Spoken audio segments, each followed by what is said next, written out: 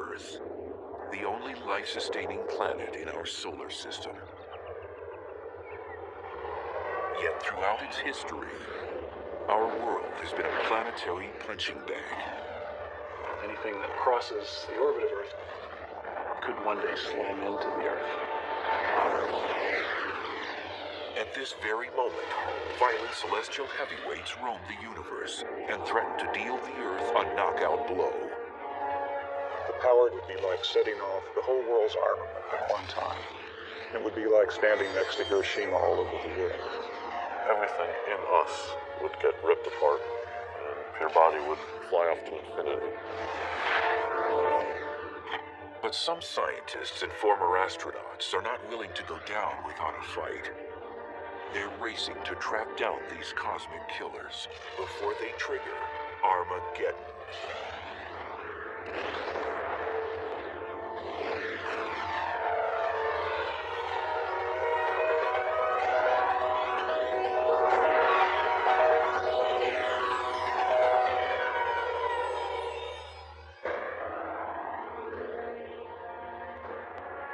Earth shimmers like a sapphire jewel in our solar system. We go about our days unaware that in the far reaches of space, trouble could be headed our way.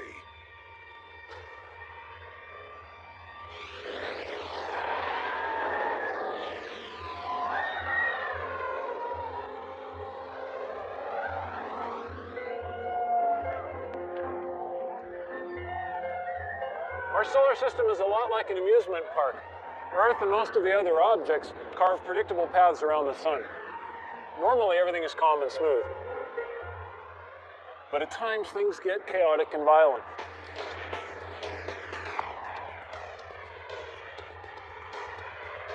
Earth can be slammed by space rocks, zapped by deadly space weather, jolted, jostled, and threatened by the object's energy and forces of the cosmos. The Earth is on a cosmic thrill ride, one that often involves extreme danger. When you're moving fast and on a predetermined path, you hope nothing crosses it because there's nothing you can do.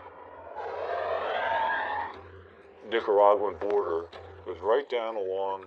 Former astronaut Rusty Schweikert knows firsthand how dangerous celestial objects can be. In 1969, he piloted the lunar module during the Apollo 9 mission. Now, Schweikert is ready for more than a cruise through the cosmos. He's sounding alarms about the dangers of one particular asteroid named Apophis, which got too close for comfort in 2004. It immediately got everybody's attention because the probability of impact was quite high. In fact, it was higher than any impact probability that we had ever seen up until that time. And Schweikert has a terrifying real-life example of just how damaging an impact from an asteroid even smaller than Apophis could be.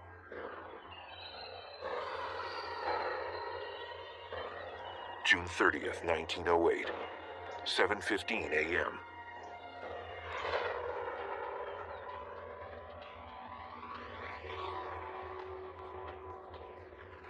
An object half the size of a football field plunged down from space at around 34,000 miles per hour and produced a stream of fiery gas behind it. Within minutes, the fireball entered our atmosphere and violently exploded above Siberia's Tunguska forest.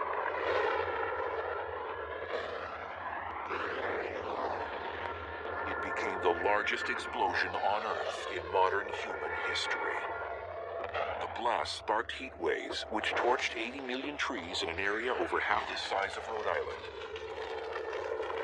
Fortunately, no one died as a direct result of the explosion because it was in a thinly populated area. If that asteroid hit just a few hours later, it would not have hit Siberia, it would have hit over Europe. And if that had exploded midair over any of the major cities of Europe, 1 million people would have died like that. For the last 100 years, the Tunguska explosion has been shrouded in controversy. Today, many scientists agree an asteroid caused the blast, Incredibly, it never even impacted the ground. Rather, it exploded 5 miles above Siberia's frozen ground. A small, stony asteroid can't survive the plunge through Earth's atmosphere. And when it smacks into the lower atmosphere, doing about 50,000 miles an hour, it's like an egg smashing onto concrete.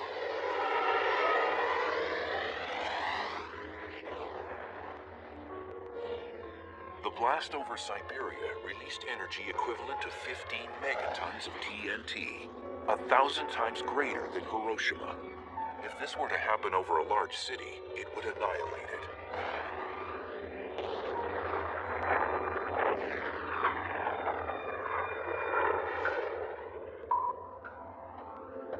Scientists call these trespassers near-Earth objects, or NEOs. They're asteroids and comets, which are leftovers from the formation of the planets. Comets move in the Oort cloud in the Kuiper belt, which is beyond the planet Neptune. Asteroids travel in a band between Jupiter and Mars, but their orbital trip isn't always routine. Most of the asteroids orbit in a neat belt between Mars and Jupiter, and we don't worry much about those. But when one gets away and all that mass and energy is headed towards Earth, that's when the astronomers start to worry. Oftentimes, these cosmic remnants get bumped out of their orbit and head on a collision course with Earth. Our planet's thick atmosphere vaporizes the vast majority of them. But a larger object can knock through our atmosphere and actually impact the ground. If you want to turn to the cosmos and look at the forces that would have us dead, asteroids striking are real and they're bad. It's happened before, it will happen again. 65 million years ago, an asteroid the size of a small city plummeted down from the sky. It exploded in the Yucatan Peninsula near the present-day Mexican village of Chicxulub with the force of 100 million megatons of TNT. It hits the Earth, cast billions of tons of Earth's crust into the atmosphere, cloaking Earth, blocking out sunlight, knocking out the base of the food chain, and sending a wave of extinction across the tree of life. It is believed the ferocious impact contributed to the mass extinction of the dinosaur. We can think of asteroids as being bad things, but were it not for an asteroid, we wouldn't be here today. Our mammal ancestors were running underfoot, trying to avoid being hors d'oeuvres for T-Rex. T-Rex gets taken out. Well, this opened up an ecological niche that allowed our mammal ancestors to evolve to something more ambitious than a rodent. And out comes the primates, and among the primates we have people. But ironically, the very kind of cosmic boulder that paved the way for humans to exist may one day wipe us off the planet.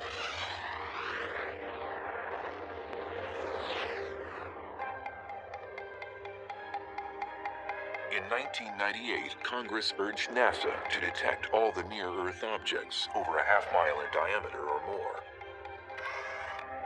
And what they found was unsettling. Over 850 NEOs in our vicinity. These asteroids are our closest and most dangerous neighbors in the solar system.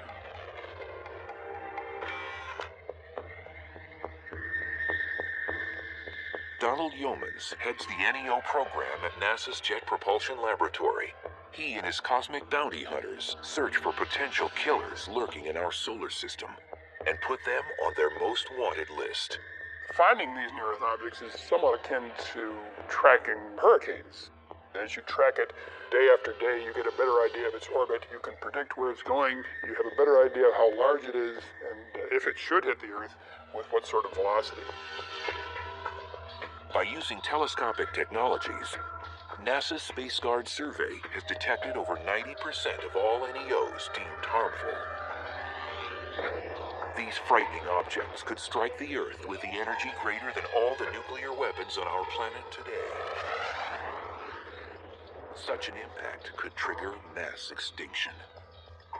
You wouldn't expect one to hit but every several hundred thousand or millions of years, but if one did hit, it could wipe out a fair fraction of the population. So they're very low probability events, but high consequence events.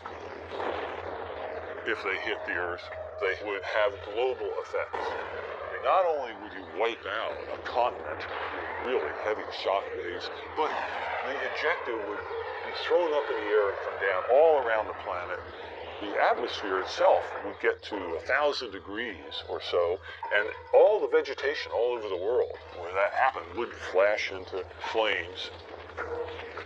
Cataclysms could also occur with smaller objects. So Congress now asks NASA to locate all NEOs 500 feet in diameter, as wide as the Roman Colosseum. An object that big could decimate a metropolitan area or even a small state. And what worries scientists most is not the asteroids they've discovered, but the ones they have not yet found. At any given time, there's about 24 objects for which we can't yet rule out an Earth impact.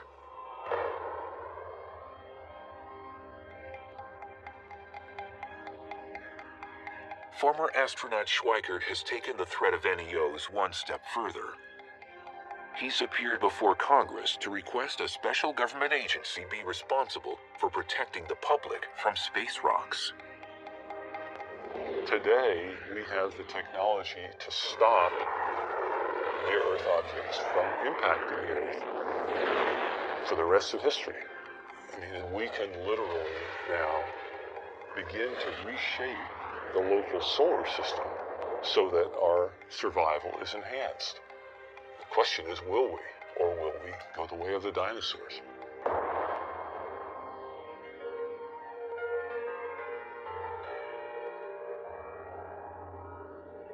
But Schweikert isn't waiting for NASA or Congress to solve the problem. He has his own plans to save the planet from the next asteroid impact.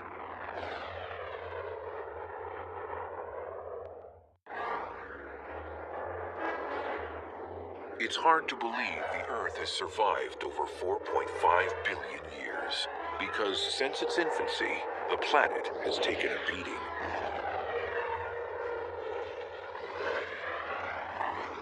Like a boxer, our world is under constant assault from asteroids that enter our orbit each year.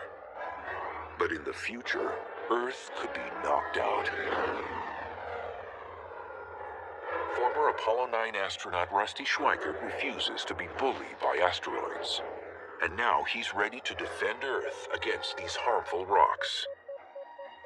We've discovered that there are these near-Earth objects flying by us all the time. And we've gotten more and more capability to modify our environment to enhance our survival. Schweikert is particularly concerned about an asteroid named 2004 MN4, better known as Apophis. This pockmarked rock, approximately 750 feet in diameter, swept near Earth in 2004. Now it's scheduled to pass dangerously close to our planet again on Friday the 13th in April 2029. So in 2029, Apophis will come closer to us than our own communication satellites orbiting the Earth. It will be so close that people who are in the right place will be able to see Apophis go by the Earth with your naked eye. You won't even have to have binoculars. That's how close that asteroid is going to come. Apophis has an over 99% chance of missing the Earth in 2029. But if Apophis passes the Earth at a distance of exactly 18,893 miles, it may pass through a gravitational keyhole, a narrow region in space a half-mile wide. If this happens, the Earth's gravity could upset Apophis and change its trajectory. It could cause it to return and hit Earth 7 years later, on April 13th, 2036. The gravitational effect of the Earth will cause it to bend cause the Apophis orbit to enlarge to precisely the size which 7 years later it will come around and hit the Earth. At the present time, Apophis has a 1 in 45,000 chance of delivering a deadly blow in 2036. But even these odds have scientists placing bets. It's one thing to know that there's maybe one chance in 45,000 that it's going to hit the Earth, but what you'd like to know is there one chance in 100? Is there one chance in 10? Is the probability 1 that it's going to hit the Earth?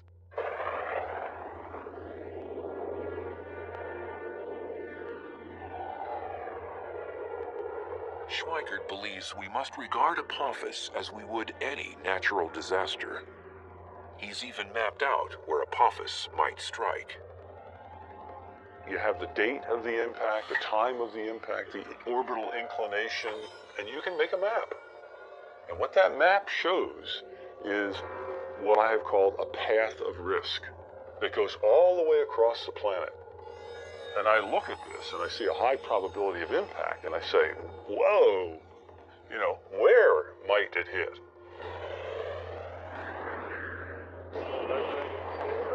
According to Schweikert, Apophis could impact any point along this path of risk. It begins in western Siberia, cuts across and down the Pacific Ocean near California, then it traverses Central America and finishes in Western Africa. Schweikert proposes a chilling scenario of where Apophis might strike. The asteroid could land in the Pacific Ocean off the coast of California with a force of over 1 million megatons of TNT.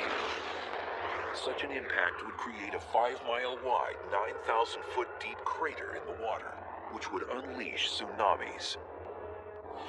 Relentless 50-foot waves would pound the coastline, resulting in unimaginable human loss. An asteroid that's 1,000 feet in diameter, having it hit in the ocean is not a good deal. Hundreds of billions of dollars of damage for something like that. Scientists are presently working on technologies to preempt such a cosmic strike. One idea involves blowing up an asteroid. But some feel this could compound the problem, sending several chunks of the asteroid in our direction instead of just one. Consequently, Schweikert's new mission is to change the orbit of asteroids that could impact Earth. What you want to do is basically change the asteroid's orbit very, very slightly. You change its velocity by a 10,000th of a mile per hour so that it will miss the Earth instead of hitting it. Rusty's colleagues have drafted conceptual designs of spacecraft that could deflect asteroids, particularly Apophis. One would tow harmful asteroids away from Earth, but instead of lassoing the rock like a bull in a rodeo, the tractor will hover in front of it and use gravity as a tow line.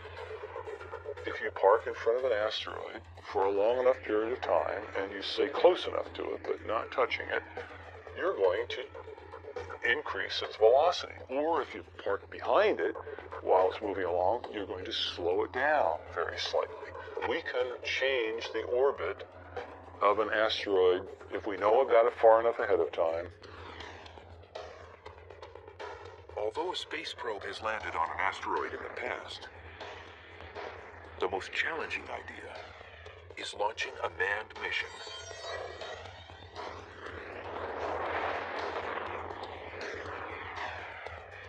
Once landing on the rock, astronauts could mount a radio transponder to track its whereabouts.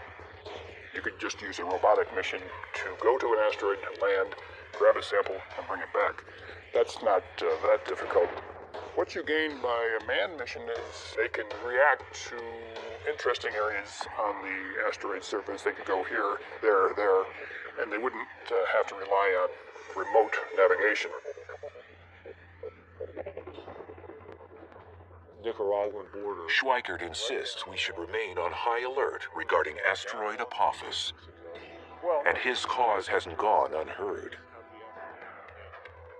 Now the United Nations plans to draft a treaty which will include who will be responsible for deflecting killer asteroids. That would be a real crime if we are so irresponsible, knowing that this is going to happen, that we continue to do nothing about it.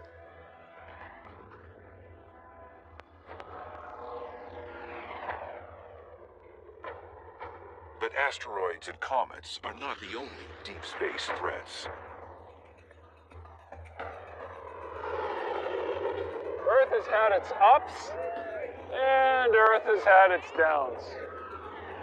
We never know what's going to be around the next corner, and a lot of it is bad. In far-off galaxies, galactic invaders are at work, itching to end life on the planet as we know it. 3 times daily, a strange flash pulsates across our sky. It's hundreds of times more powerful than the world's total nuclear armament, but it's not man-made. And if one happens close enough to Earth, it could end life on our planet.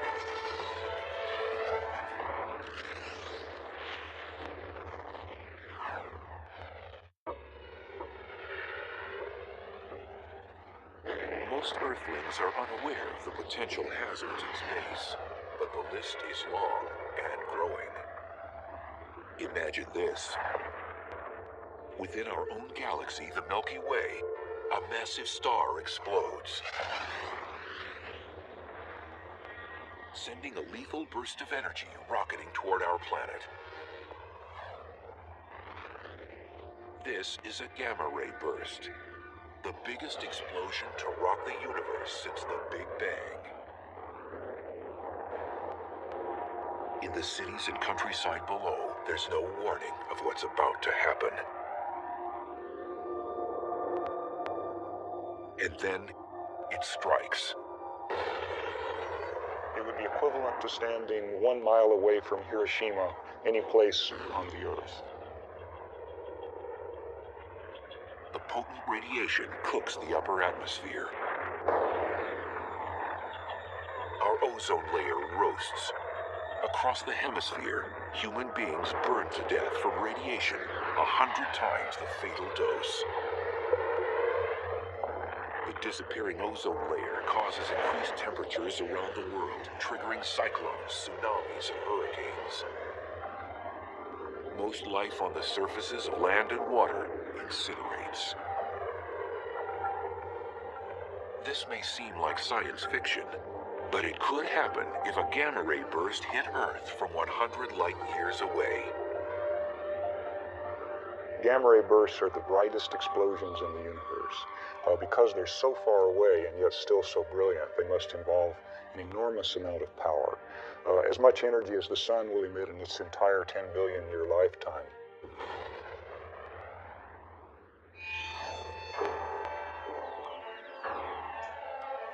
As a young student, Stan Woosley always liked experiments that go boom. Now, the work of this astrophysicist is more than child's play. He's one of the galactic detectives trying to uncover the mysteries behind gamma-ray bursts. We know there are many planets and many stars throughout the cosmos, so there may have been countless civilizations that were destroyed by gamma-ray bursts. These peculiar beams of radiation were first spotted in the 1960s. At first, most astronomers believed these gamma-ray bursts must exist in our own galaxy, the Milky Way, because they're so bright. There were reasons for that. One was that if they were outside the galaxy, the energy was almost unbelievable.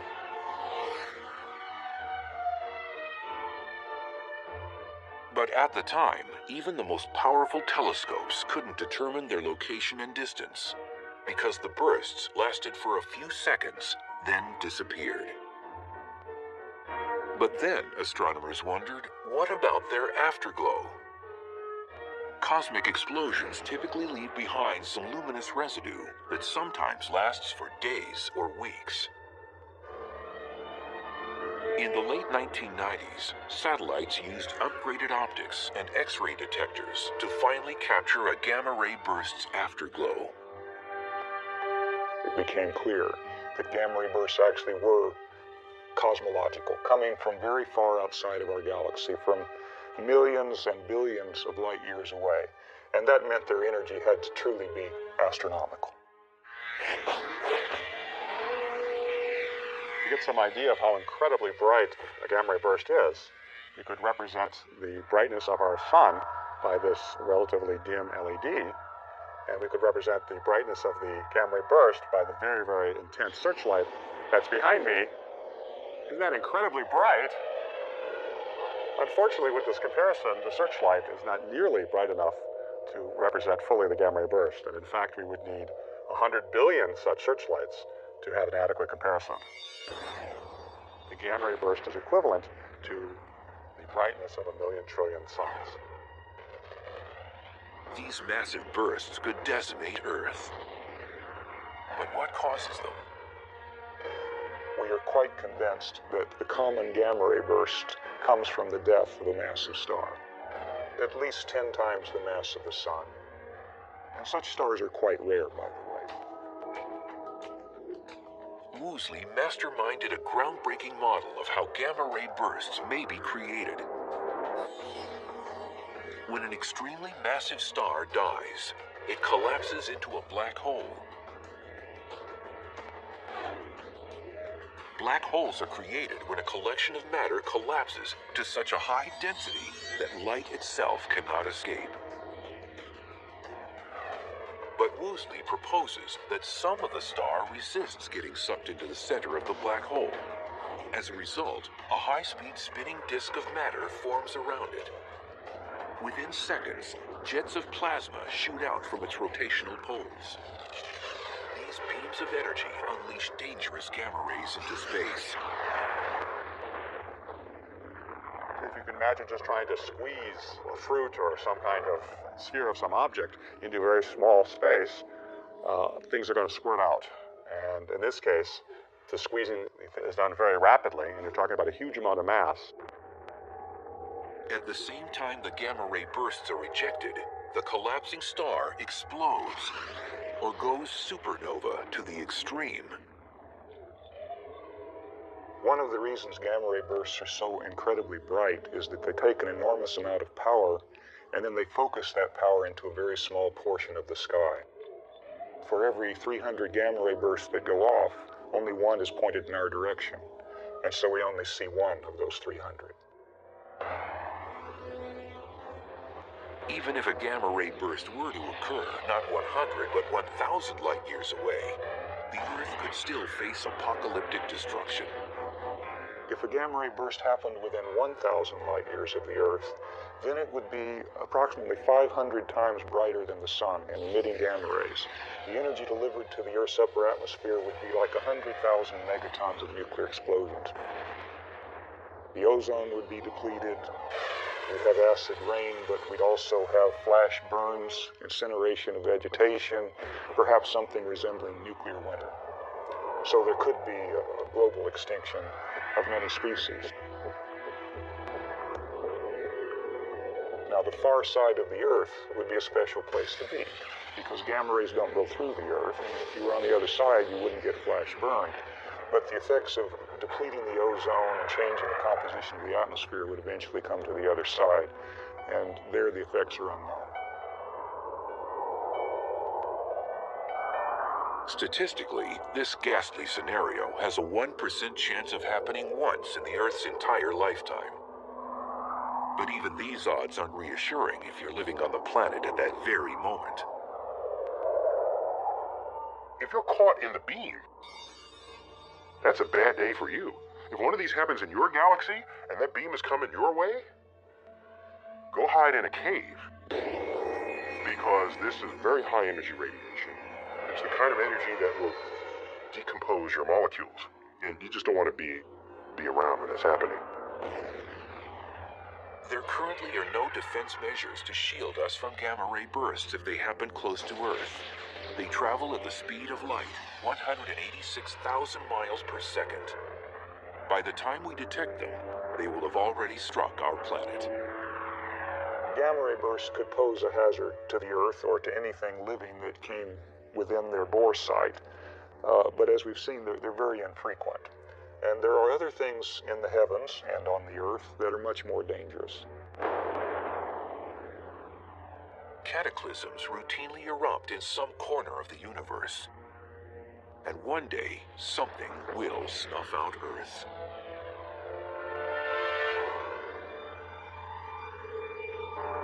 Most of the time, our ride around the sun is gentle and uneventful like this Ferris wheel. And as long as nothing gets in our way, we could go on like this for millions of years. But sooner or later, we know that this smooth ride will come to an end. We just don't know when. Sadly, our planet's ultimate demise will probably come from the very thing that provides us life.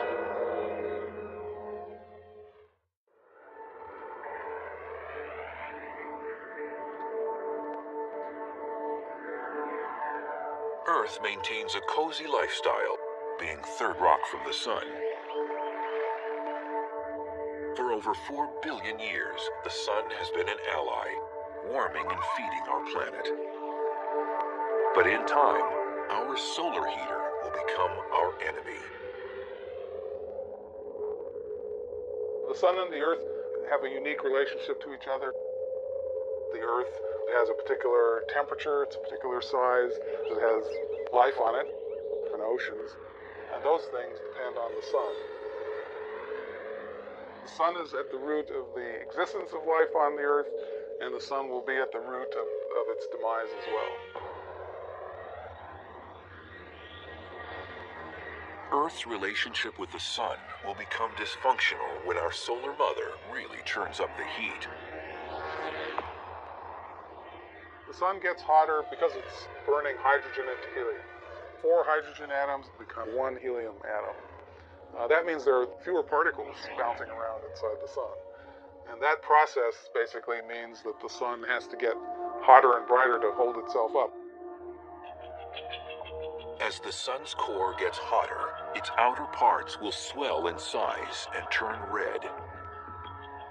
If you have a bonfire, you have all this wood there, you build it up, and at some point enough logs get burnt and the thing collapses and you get this huge burst of sparks and it gets much brighter. In a sense it's like that because the sun is right now burning hydrogen into helium, and the helium is the ash of that, if you like. And then as the sun collapses enough, the ash relights and the helium burns into carbon. And that's when things get really hot. At this point, the sun will expand into a red giant and incinerate most complex life on Earth.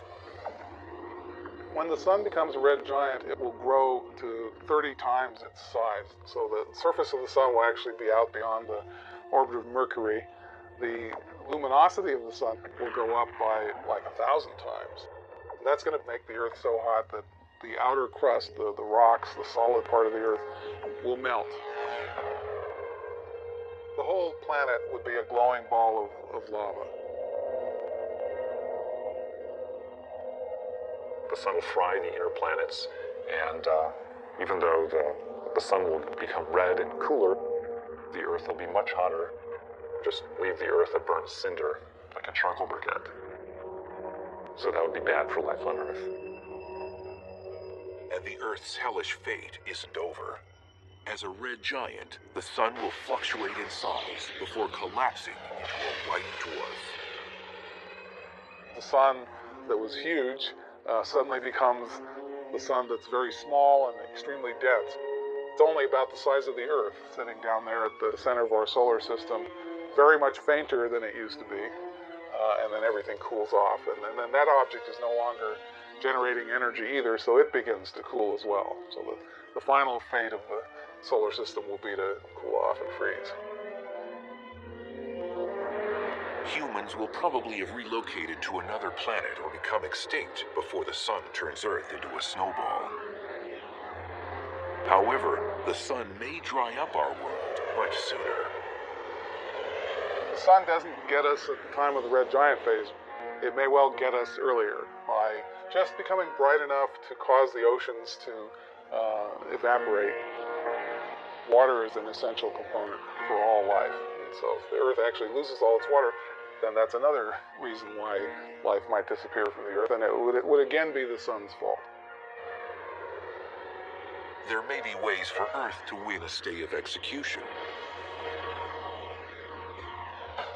As the sun is swelling, it also begins to lose mass much more rapidly than it's losing it now. And of course, if it's getting less massive, it has less of a hold on the Earth will move further out into a larger orbit.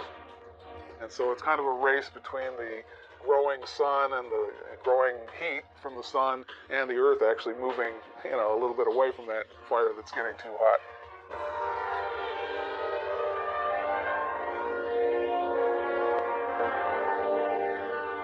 If our planet somehow manages to avoid getting fried or frozen by the sun, its future remains increasingly bleak.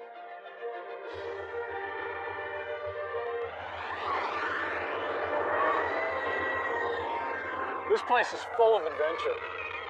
Rides that put your stomach up into your throat, things that collide, scary stuff. It's a lot like riding around the sun on planet Earth. But when Earth gets smacked or when things start to come apart, the ride could really be over.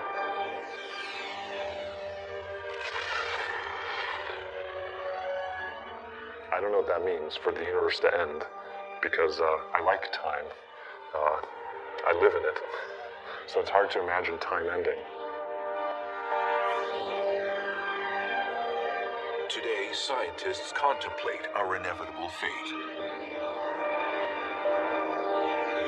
In the distant future, the Earth and the entire universe may face the ultimate cosmic monster.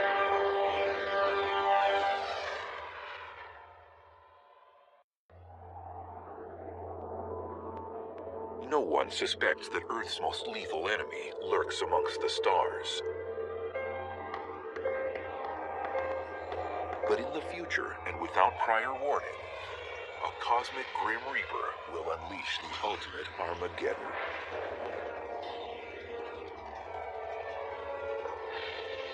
The Dark Villain will stretch apart the universe. Galaxies themselves will split apart. Stars and planets will tear to shreds. The ultimate apocalyptic event is being called the Big Rip. And when it begins, it won't stop until every atom and nuclei in the universe are mincemeat.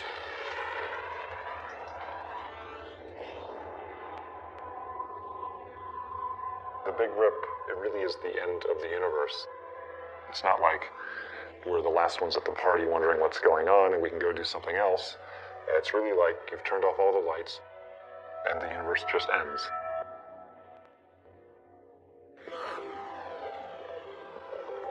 Innovative physicists Robert Caldwell and Mark Hamiankowski proposed the notion of the Big Rip, a grim hypothesis about the final fate of the universe. We used to think that the universe, which is currently expanding, could reach a point of maximum expansion. The Big Rip is the idea that the expansion will not only continue and accelerate, but rip everything apart as it does so. Caldwell and Kamiankowski calculated that the universe is expanding at an alarming and increasing pace, and that something is sucking everything outward like a vacuum. Acting like a galactic vice squad, these young scientists hunt for the cosmic killer.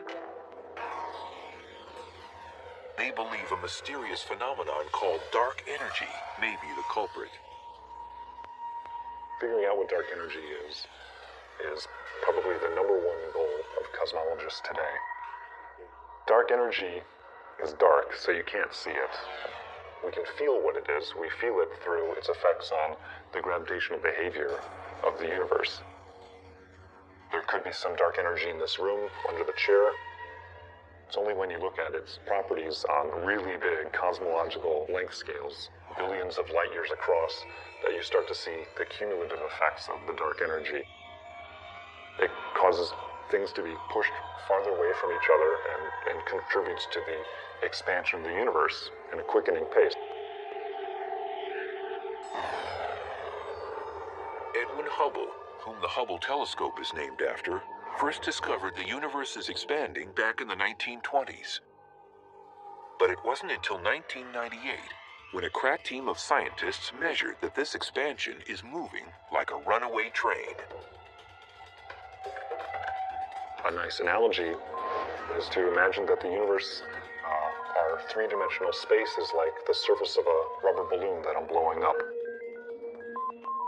Okay, I'm going to blow up the balloon as a demonstration of the effects of the expansion of the universe. As the balloon gets bigger, that's a depiction of the expansion of galaxies. There's galaxy. Another one. Where's our galaxy? Okay. We live there. Okay, that's our home. As the universe expands, every other galaxy gets farther away from us.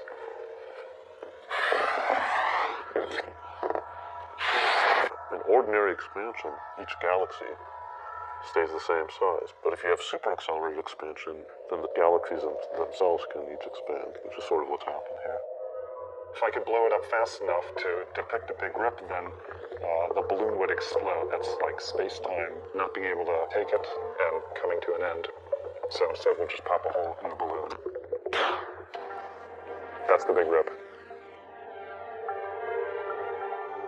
According to Caldwell and Kamienkowski, the universe has no hope of surviving the Big Rip. They've even come up with a countdown to this apocalyptic event. The big rip kind of rolls up its sleeves and progressively takes apart the universe layer by layer, working from the outside in, going from the largest scales to the smallest scales. 1 billion years to pull apart clusters of galaxies, then hundreds of millions of years to pull apart galaxies themselves, and then down to the size of a solar system, we're talking hundreds of thousands of years, and then to tear apart the Earth itself would take less than an hour. It's kind of interesting to think about what that would look like. If I'm in my protective capsule watching things happen, I would see this wall of darkness that starts coming towards us. I would no longer, at that point, be able to see any stars. The Earth, layer by layer, will be peeled off and ejected away. Everything in us, the molecules that hold us together, would get ripped apart, and every atom that makes up your body would fly off to infinity in a very short period of time. Fortunately, mankind doesn't need to lose sleep over the Big Rip. Caldwell and Kamienkowski estimate that it will climax 50 billion years from now, when the universe is over 3 times its current age. What's really fun for us is to try to figure out whether this is actually what's going to happen. Paint the science fiction scenario of what might happen and to think what might happen to us.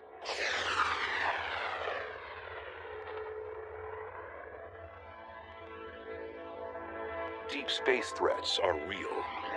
Some could harm us tomorrow, others in the far future. But one thing's certain. Something will terminate Earth and probably the entire universe once and for all. It's only a matter of time. It's useful to sometimes think about how fragile our life is here on Earth, that maybe we aren't going to be here for eternity. Maybe there's a hope, but the way it looks, the universe just ends, and that's it.